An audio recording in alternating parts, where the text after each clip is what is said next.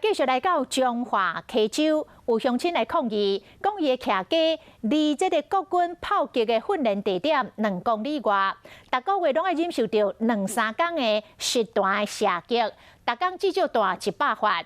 这个炮啊声恁拢叫有够臭人耳。伊自我警惕，讲袂输是住伫个乌克兰。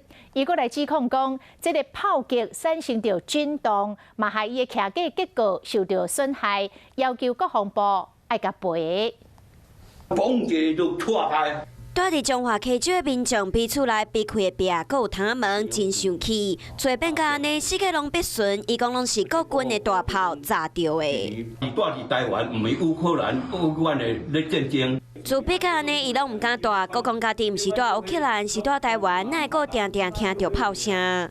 困中昼嘛毋敢困呢，有当时啊中昼时嘛甲你拍，你就隆叫你。连记者伫现场访问居民，拢会当听到炮声。这个敦亲睦邻的经费。国军炮击训练的地点就伫即间民家厝附近，因逐年拢会边靠顶对落水溪发射炮弹，弹着的所在离民家厝有2-3公里远。因为考虑到会影响民众生活作息，国防部逐年拢会编1100万的无人补助。1100万是由公所他们去统筹运用啊，然后主要是用在公益支出跟专案改善这个部分。现目前的规定是无法用在个人房屋的修缮。